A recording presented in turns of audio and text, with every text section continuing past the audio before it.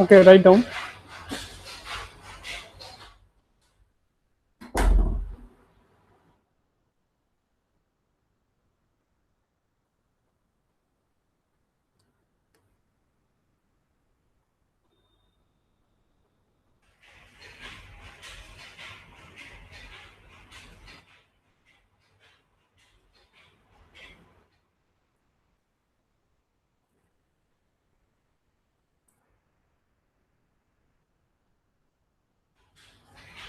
Einstein's mass energy equivalence.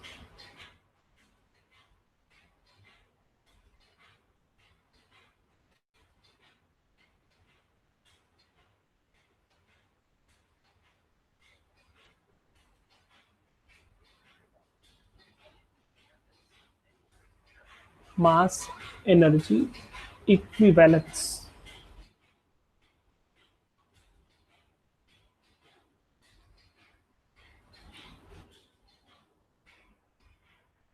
इसको spelling सही कर लेना. EIENST, Einstein's mass energy equivalence.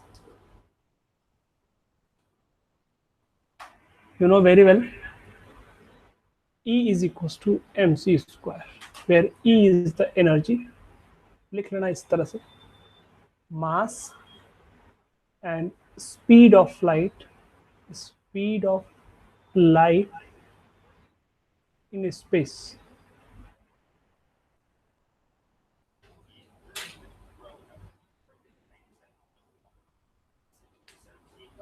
Speed of light in space.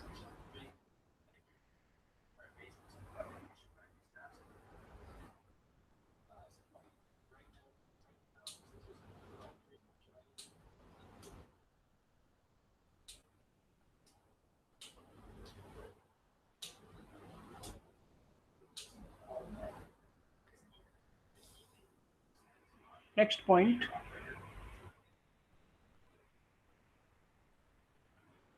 mass defect.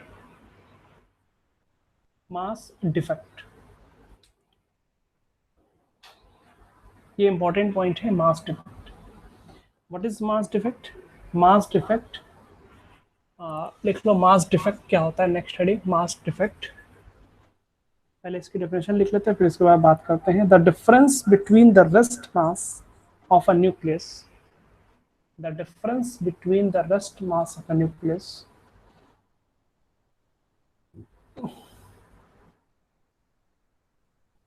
rest mass of the nucleus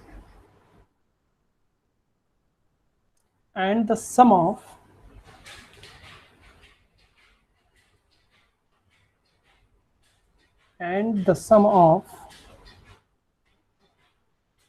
the rest masses and the sum of the rest masses of its nucleons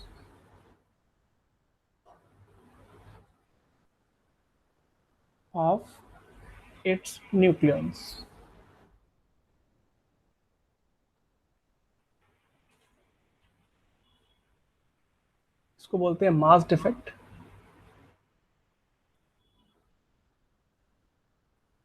देखो, अगर nucleons means neutron and proton जब individuals होते हैं, individual neutron और proton अलग अलग होते हैं, इंडिविजुअली होते हैं, तो उनके मास थोड़ा सा ज़्यादा होते हैं.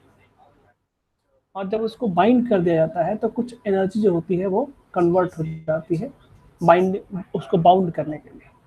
तो उसका कुछ मास जो होता है वो कम हो जाता है.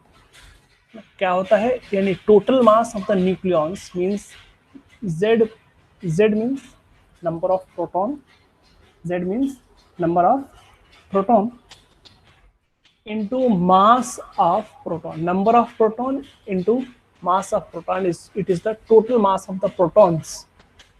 And यहाँ पे A mass number minus mass number and atomic number, इसको बोलेंगे number of neutron. ये number of neutron है ना. जैसे हम इसको नंबर ऑफ न्यूट्रॉन कह सकते हैं, मास ऑफ न्यूट्रॉन. तो total mass of proton, total mass of neutron, mass of one proton, total mass, total number of proton, total number of neutron and mass of one neutron. It is the total mass of the nucleus when when when they are separated, जब अलग अलग थे तो उनका, और कुल को हम माइनस कर देंगे, minus mass of the nucleus, जब कंबाइन हो जाते हैं उस टाइम पे इसका मास ये, ठीक है। तो ये जो आता है इनका डिफरेंस, जब ये इंडिविजुअल थे, इन टोटल का इंडिविजुअल मास, टोटल मास और मास ऑफ द न्यूक्लियस जब कंबाइन हो गए, तो इन दोनों का जो डिफरेंस होता है उसको हम मास डिफेक्ट कहते हैं, ठीक है। अब ये मास डिफेक्ट क्या होता है, मास, तो ये होता है बेसिकली डिफरेंस इसका और इसका, रेस्ट मास के न्यूक्लियस का and sum of the nucleons, mass of, total mass of the nucleus. Note down. उसके बाद लिखो बाइंडिंग एनर्जी। बाइंडिंग एनर्जी, जब कॉन्स्टिट्यूएंट्स को यानी न्यूक्लियॉन्स को बाइंड करते हैं तो जो एनर्जी रिक्वायर्ड होती है उसको हम बोलते हैं binding energy. Write down, binding energy, the energy required to break up, the energy required to break up a nucleus, required to break up a nucleus into its constituent, into its constituent, break up a nucleus into its constituent,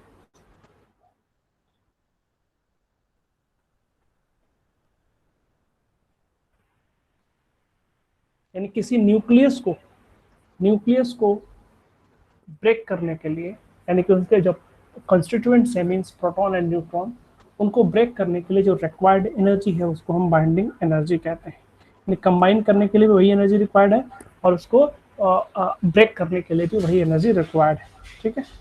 तो कितनी energy हो जाएगी, लिख लेना, delta E energy binding, binding energy it is equal to कितना mass में change हुआ, यानी वही मास जो हो जाएगा वो एनर्जी में कन्वर्ट हो जाएगा, यानी delta M C square, it is called binding energy.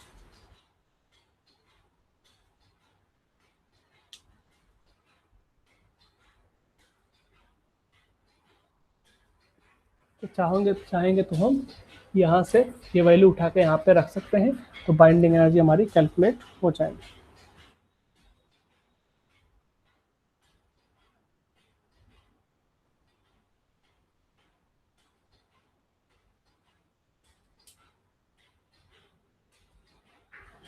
Write down, binding energy per nucleon, per nucleon,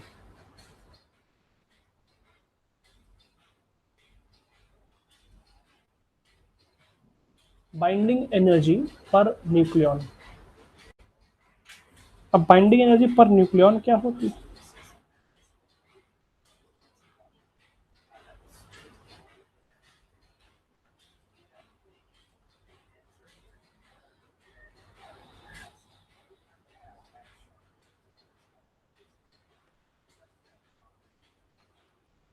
यानी कि जो बाइंडिंग एनर्जी है per nucleon means total mass, total total number of proton and neutron means mass number. Binding energy per nucleon क्या होती है इसको देख लेना। बाइंडिंग एनर्जी, इसको हम ऐसे लिखते हैं, delta delta E B N, binding energy per nucleon is equal to delta E B upon A, total number of proton and neutron से डिवाइड कर देंगे तो पर न्यूक्लियन आ जाएगा binding energy per nucleon.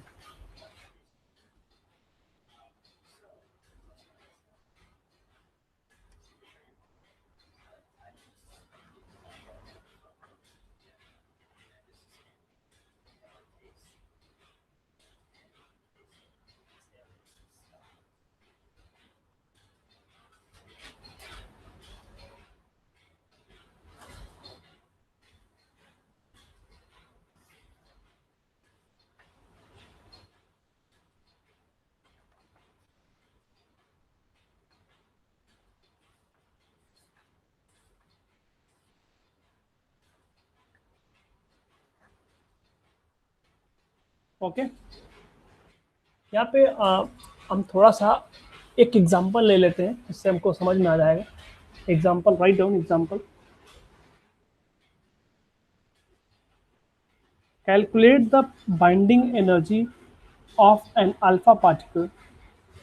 Calculate the binding energy of an alpha particle.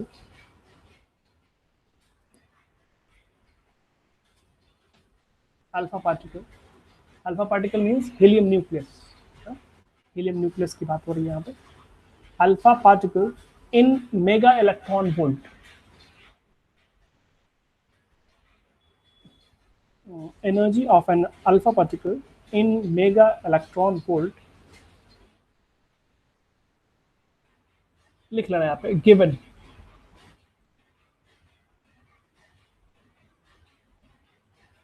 क्या क्या given है? MP. MP means mass of proton. ये गिवन रहेगा आपको एग्जाम में, ध्यान रखना. 1.007825. 1.007825 AMU. Mass of neutron 1.008665. 1.008665 AMU. Mass of proton and mass of neutron. Mass of helium nucleus. Mass of helium nucleus.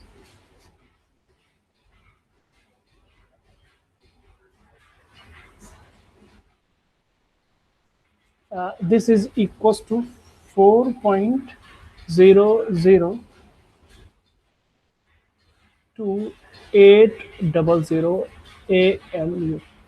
4.00280 AMU.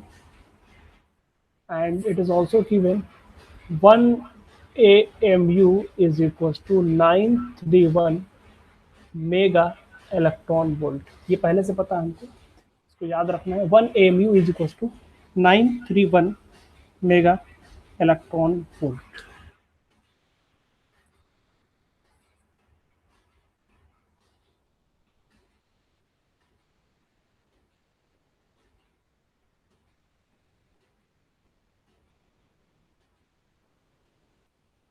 क्या करना है? सीधे सीधे हम जानते हैं हीलियम न्यूक्लियस में 2 प्रोटॉन और 2 न्यूट्रॉन होते हैं. हीलियम न्यूक्लियस में, यानी इसमें 2 से मल्टीप्लाई करेंगे, इसमें 2 से मल्टीप्लाई करेंगे, फिर दोनों को ऐड करेंगे, है ना. ऐड करने के बाद क्या मिलेगा? देखो, this multiplied by 2 and this multiplied by 2. अपना तुम लोग कर लेना. देखना, इन दोनों को मल्टीप्लाई करने के बाद क्या मिलेगा? इसमें मिलेगा, मैं देख लेता हूँ. Equals to 2.015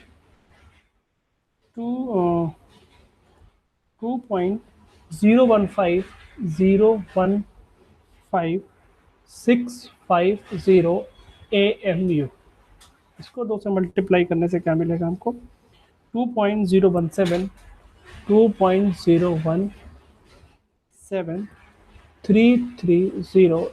AMU. 2 से मल्टीप्लाई करने के बाद ये मिला. अगर इन दोनों को ऐड कर दिया जाए, total mass of proton and neutron, that will be equals to sum of these two, that will be equals to 4.032 980. This is the total mass of the individual nucleons and this is the total mass of the nucleus. इन दोनों को हम divide minus कर दें, means 4.03290 minus 4.00280. Minus कर देंगे तो 0.81030.0. 0.030 0.180 ये दो आ जाएगा इसको। अब इतना आ गया AMU, this is the AMU।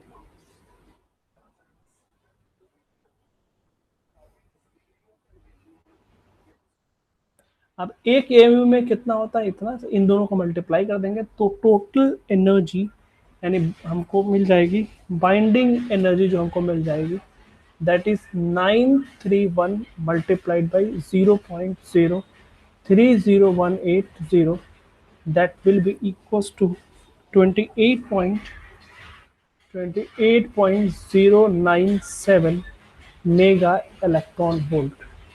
28.097 mega electron volt. ये बहुत इजी क्वेश्चन था।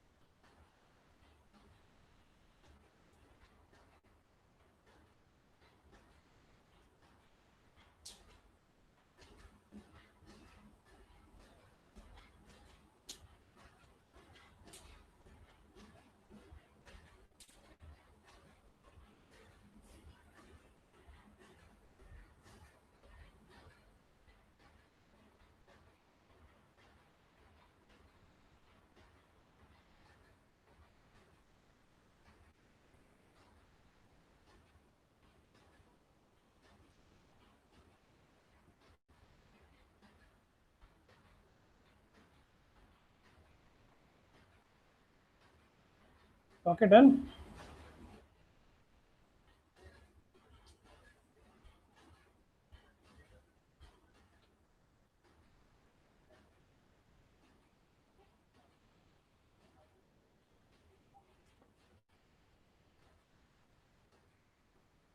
Okay, write down heading radio activity.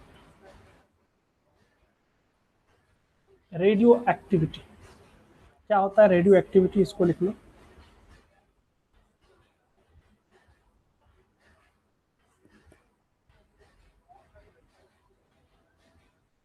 हाँ, ये आउट ऑफ सिलेबस है, पढ़ लो थोड़ा सा इसमें। रेडियो एक्टिविटी में ज़्यादा लिखाऊंगा नहीं, बाकी तुम लोग प्रॉपर्टीज़ पढ़ लेना।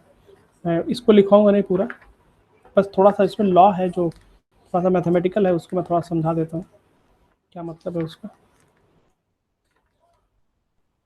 रेडियो एक्टिविटी, इसको लिख लो पहले definition, what is radio activity. Radio activity is the phenomenon of spontaneous disintegration।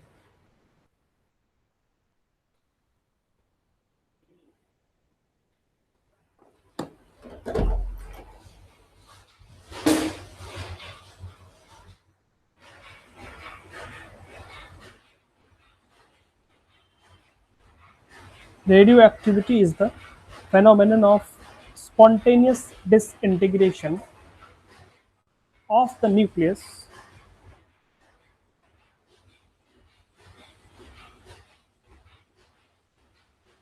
of the nucleus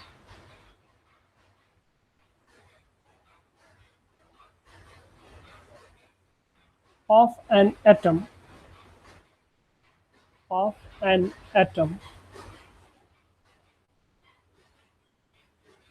with the emission of with the emission of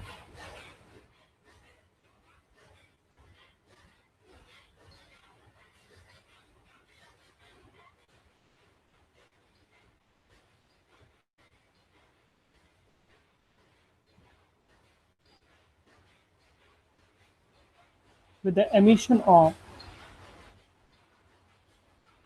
one or more penetrating radiations. One or more penetrating radiations. One or more penetrating radiations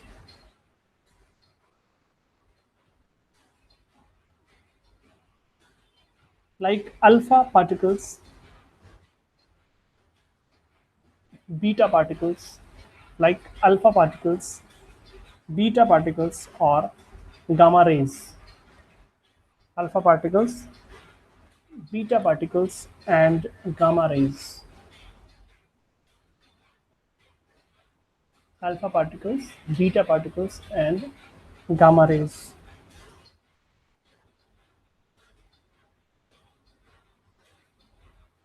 इसमें 10th में बहुत कुछ पढ़ चुके तुम लोग alpha beta और gamma के बारे में ना।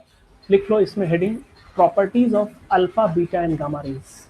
इसको तुम लोग लिख लेना खुद से, अल्फा बीटा गामा की प्रॉपर्टीज क्या होती है। लिख लो, हेडिंग लिख लो सिर्फ ऐसे ही। हाँ, properties of alpha beta and gamma rays.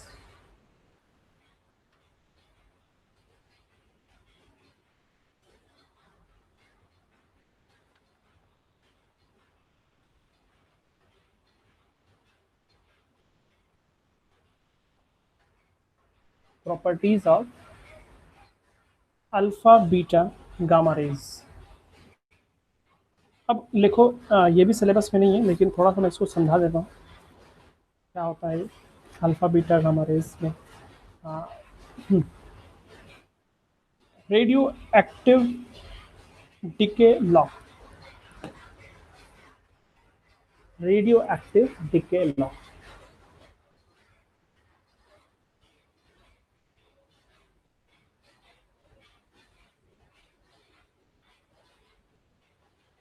Radio active decay law. पहले लॉ लिख लो, उसके बाद मैं समझा देता हूँ इसको क्या कहता है ये law. The number of nuclei disintegrating per second. The number of nuclei disintegrating per second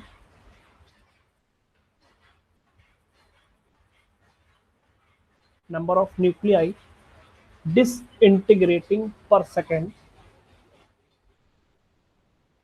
Number of nuclei disintegrating per second of a radioactive sample. Of a radioactive sample at any instant. At any instant, radioactive sample at any instant is directly proportional to the is directly proportional to the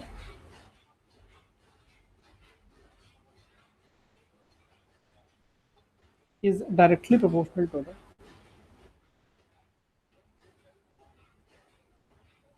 number of undecayed nuclei. Number of undecayed nuclei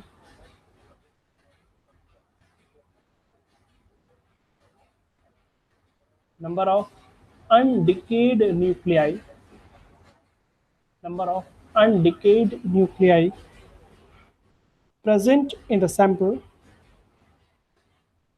present in the sample present in the sample at that instant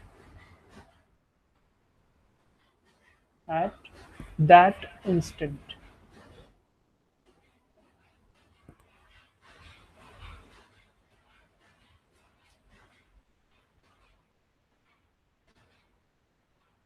लिख लो पहले N not क्या होता है, क्या होता है उसको पहले लिख लो।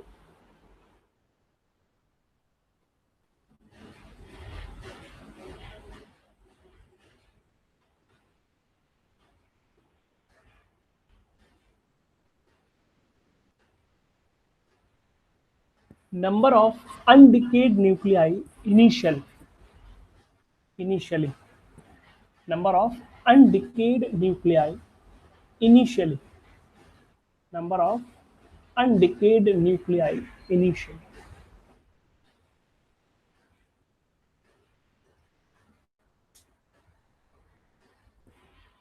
What is n? Number of undecayed nuclei at any instant. Number of undecayed nuclei at any instant. Number of undecayed nuclei at any instant.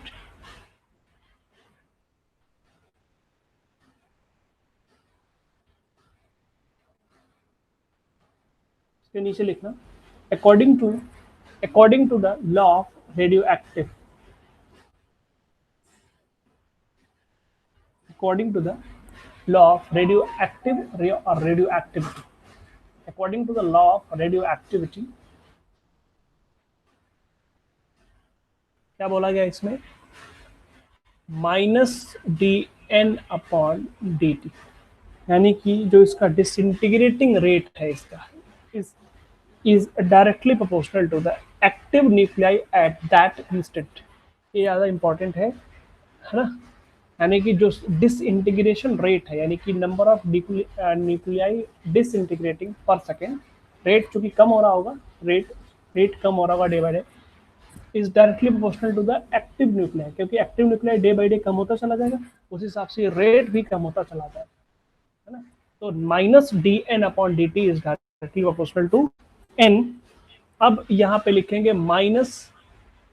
-dn/dt is equals to कोई constant n, dn/dt is equals to minus lambda times n.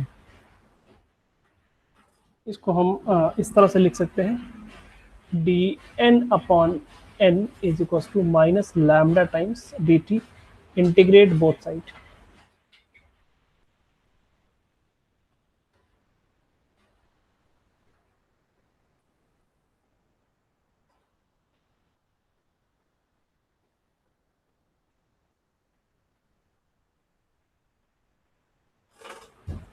यहाँ पे n0 से n तक, यहाँ पे 0 से t तक, n0 से n या 0 से t तक. n0 से n करेंगे तो कितना जाएगा? dx/1/x dx, ये या log e बेस कह सकते हैं इसको, log e base n, n0 से n तक.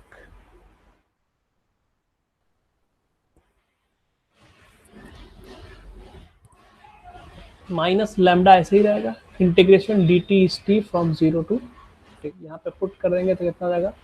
log e n minus log e n nought is equal to minus lambda T minus 0. इन दोनों को डिवाइड कर देंगे तो कितना आएगा? log n/n0 e base that is equal to minus lambda T. ये न्यूटन्स लॉ ऑफ कूलिंग की तरह ही है, ये फर्स्ट ऑर्डर रिएक्शन कह सकते हैं इसको. ई बेस ये भी ठीक है, इसको हम ई लॉग से हम पावर में कन्वर्ट करें तो यहाँ पर हो जाएगा n/n0 is equal to E to the power minus lambda T. देख लेना इसको, यानी n इज इक्वल टू हो जाएगा n0 times E to the power minus lambda T.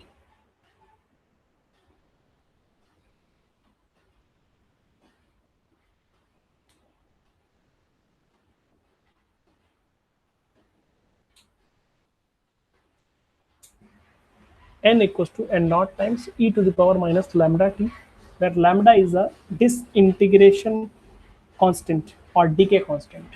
Disintegration constant और decay constant कहा जाता है इसको.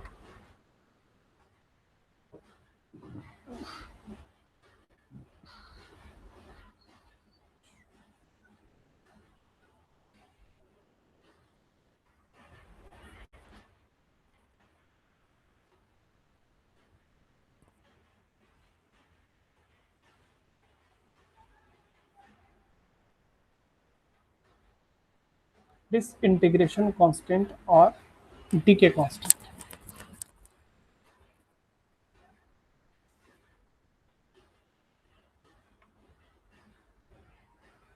इसके बाद क्या होता है लिखो इसमें, next point, that is half life. Half life,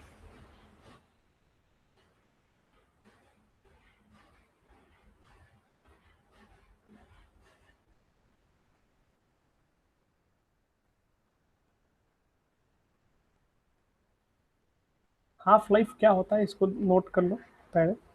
the time interval in which, time interval in which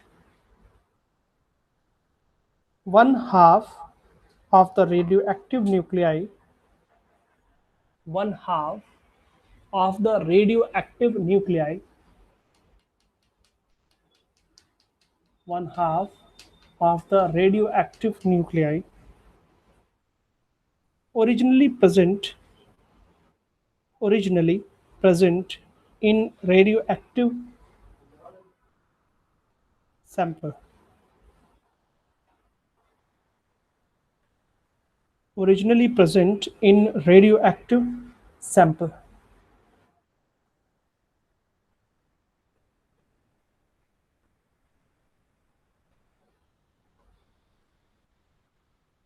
originally present in the radioactive sample।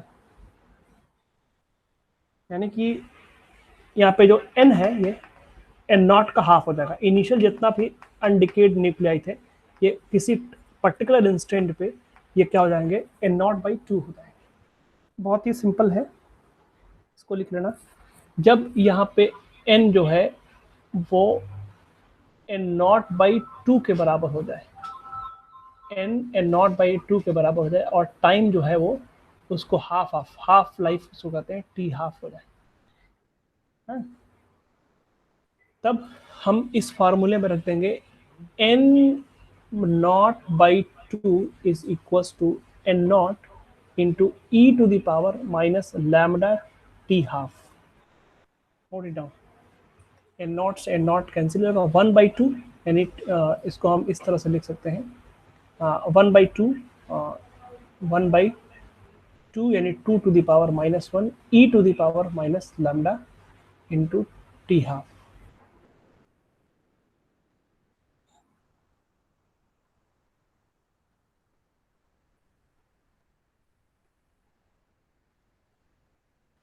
इसको रिवर्स करेंगे तो आ जाएगा सिंपल, यहाँ पे two is equal to E to the power minus lambda T half. दोनों side log ले लेंगे तो लॉग ई बेस टू हो जाएगा is equal to log E base E to the power minus lambda T half, E into E to the power.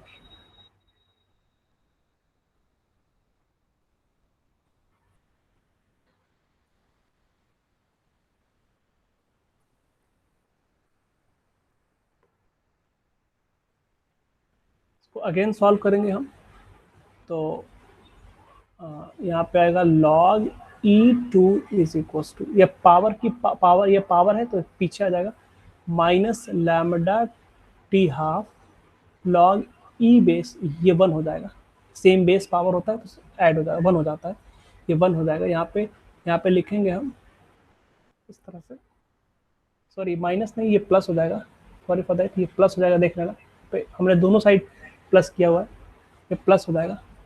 तो minus lambda T half plus lambda T half is equal to log E base two. E base को 10 base में convert करते हैं तो 2.303 से multiply कर देते हैं, लॉग 10 बेस 2 में कन्वर्ट हो जाएगा, 2.303 मल्टीप्लाइड बाई 0.3010, लॉग 10 2 की वैल्यू 3.0 होती है, इसलिए हम इसको कह सकते हैं, इसको हम लिख सकते हैं यहाँ पे ऐसे T half is equal to, इन दोनों को मल्टीप्लाई करेंगे तो मिलेगा 0.693 अपॉन लैम्डा,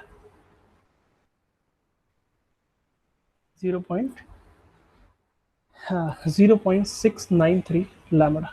ये टी हाफ की वैल्यू होती है।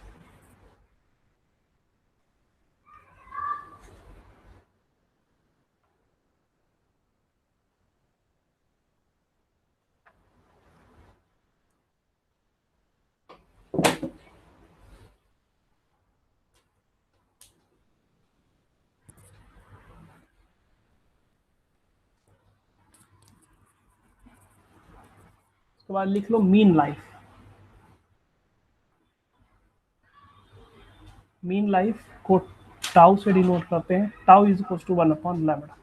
बस इतना लिख लेना, मीन लाइफ ये होता है। इसकी डेरिवेशन भी होती है, बट डेरिवेशन कराने का कोई फायदा नहीं है, बस इतना फार्मूला लिख लेना। मीन लाइफ जो होता है वह टाउ इक्वल टू 1/लैम्डा। क्वेश्चन अगर न्यूमेरिकल आएंगे तो आप डायरेक्ट इस पे रख के सॉल्व कर सकते हो।